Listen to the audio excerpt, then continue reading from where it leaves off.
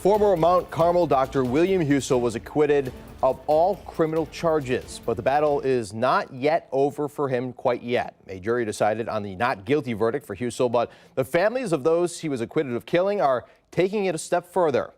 Tina Ramos joins us now live at the Franklin County Courthouse with those next steps. Tina. Yeah, Clay, we can tell you we've been following this trial week after week after week. So we wanted to know what is next. And the bottom line, well, it is not over. It's not over for Dr. William Husel. He has now cleared one roadblock. The problem is his attorneys now are preparing for the next road that they will go down. Now, all eyes were glued to the TV yesterday when this came down. The jury acquitting Husel yesterday of those 14 murder charges. But the victims' families are still not letting go by proceeding with several civil lawsuits. Attorneys for the family say that they are moving forward and depositions could begin as soon as next month.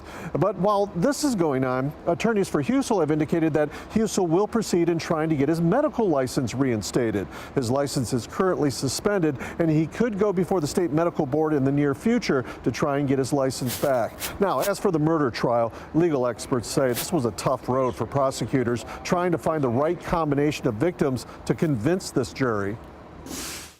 That's a big part of starting a case, because to some extent you're stuck with the indictment you charge. You can dismiss counts, which I believe actually happened to Husel. They decided to dismiss some of the counts, and in the end that'll be the decision of the prosecutor.